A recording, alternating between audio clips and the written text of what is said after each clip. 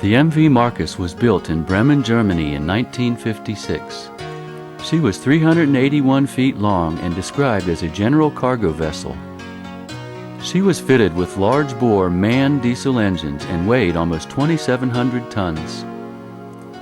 On her last voyage, she was carrying Italian granite floor tiles to Jeddah for a Saudi Arabian palace. She was owned by the Vicky shipping line, which had a very shady past. During a storm in May 1978, the Marcus ran aground, burying her bow into Abu Nuhas Reef. The official report stated there had been difficulty with her steering. Because of the weight of her cargo, the Marcus still sits where she had settled, with her bow at the top of the reef in 10 feet and her rudder and prop in the sand at 90 feet. The wreck itself lists slightly to starboard and is amazingly intact. One of her stern masts still extends majestically into the water column. The weather deck and companionway still mark where the crew would go to retire to their cabins once they had finished their shift. Having recently gone off duty, this is where engineer Stephen Jablonski was when the Marcus ran aground.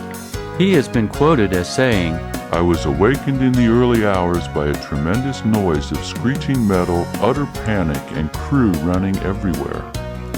We had run aground on a reef. For the next 6 hours, we tried to prevent water from flooding the ship. The engine room was in 6 feet of water and she was settling by the stern. We abandoned ship and were taken on board a passing cargo ship bound for Suez." The number 3 hold is still intact and shows little shifting of her cargo. Holds 1 and 2 have collapsed due to the impact, but they too still have their stacks of tile. Adjacent to the number 3 hold is a workshop identified by Stephen Jablonski because of the drill press and workbench there that are still upright.